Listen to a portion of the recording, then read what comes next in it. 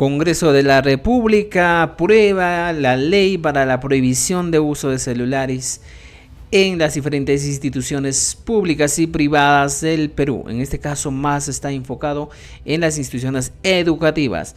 Recuerda, estimado amigo, estamos hablando de una ley que hace mucho tiempo se estaba esperando.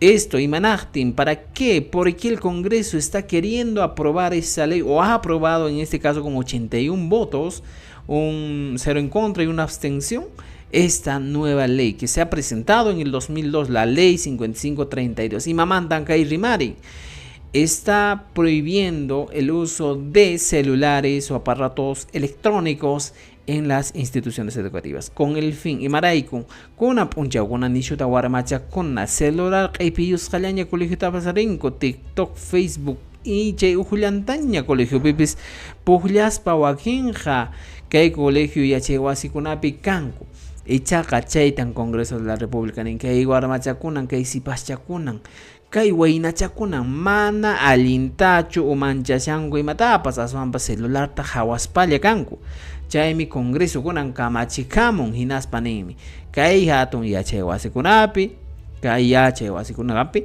imata manaña celularta paykuna hap'inankupaq aswanpas paykuna yachayllama que se dedican a estudiar y tengan un buen rendimiento académico. Ahora, ¿desde cuándo entra en vigor, en funcionamiento esta nueva norma? Falta que el Poder Ejecutivo publique esta norma, apruebe y publique, y a partir de ello tendrán 60 días para que se pueda reglamentar, implementar esta nueva ley.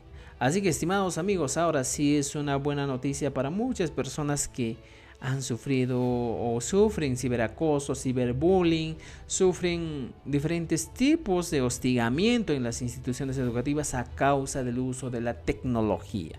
Entonces, para muchas instituciones una buena noticia. Y también hay otra parte que decimos, yo también escuchaba y decía, ¿por qué si estamos en plena era del siglo XXI, de la era de la tecnología, por qué no se puede utilizar los celulares de manera frecuente? Entonces, esas son las noticias del día de hoy, estimados amigos. Nujabanca, Tupac, Unanchis, Kama.